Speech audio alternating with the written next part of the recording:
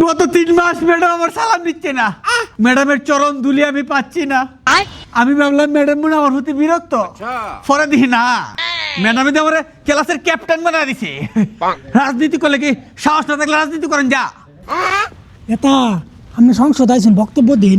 ও ওই সংসদ জুলাইয়ের মাধ্যমে স্বৈরাচার পালিয়েছে জায়গা কেড়ে দিকে জায়গা কেড়ে। ক্যাপ্টেন আপনারা গিন্না দিলাইতে থাকা, গিন্না কইরা হইছে কে গিন্না করে। হ্যাঁ মুই তো যাইতাছে, মুই তার একবার আইবো, আইতো না মুই তো আইবো। কি হরে তার একবার কাট দে হ্যাকেট মিছিল দি দেবো। বাইগান মিছিল দেন না যে আমি আগে আমলি করতাম, মানে তো আমলি করি না, আরেক দল করি। যাই না যে জায়গা দি জায়গা যা যাইতে আছে গা। খেলেগা ফ্রি আর ফায়ার গেলে কি কেমন গদি লড়বো। এটা জানি না, আপনি নিজের একটা শরম আছে না? বেটা নিজের সরম। আমার ম্যাডামটা যে সময় ফুটকি দাঁড়িয়ে স্কুল থেকে বাক করে দিছে, সেই সময় আমার সরম হয়েছে না। ওয়ানের একটা সরম হইব।